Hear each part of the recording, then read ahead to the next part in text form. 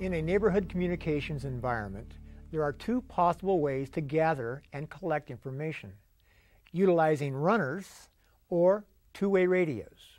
Two-way radios come in two different types available to the public. There are FRS radios, there are GMRS radios, and then there are FRS GMRS radios. FRS radios do not require a license. GMRS radios do. Now let's talk about the use of FRS radios and their applicability in an emergency situation. What's nice about radios is they require no infrastructure. All they require are fresh batteries and someone who is on the same channel and with the same group code that you have. They are very effective with the utilization by core members in collecting and passing information back to the Neighborhood Incident Command. FRS radios have a limited range. That is both good and bad. The good is that neighborhoods close to you who might be on the same frequency will not overtalk your conversation.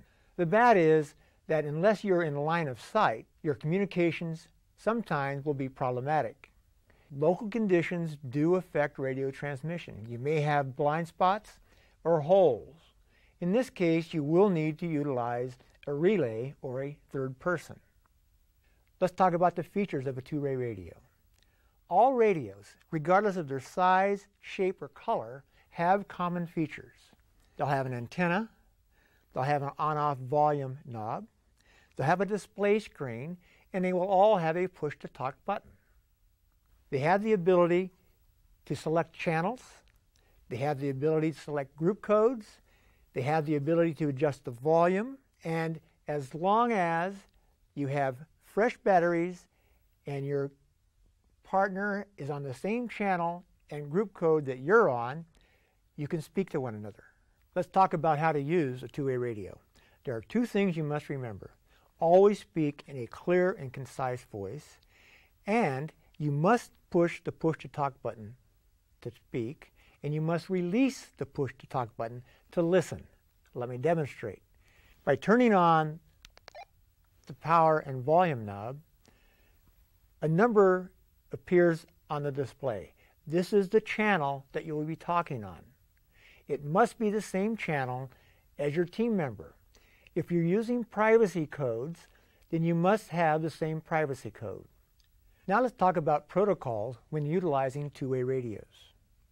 There are 4 different functions when speaking and or listening on a radio. The first one is contact.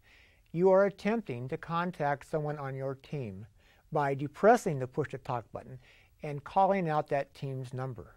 Acknowledgement is when that team that you've contacted responds to your call and you have now established communication. Transfer is utilizing the word over so that you have signified that you've released the push-to-talk button and you are ready to listen. Closure or copy is utilized that you have understood the information and you are ready to proceed. Now let's talk about setting up a neighborhood net. There are 2 different types of nets.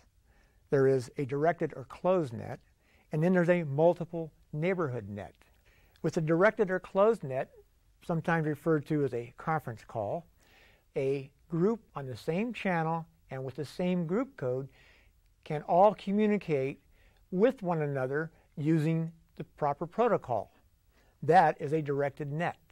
A multiple neighborhood net is one where several neighborhoods with different frequencies can come together and discuss what incidents may be occurring in their neighborhood by using a common channel.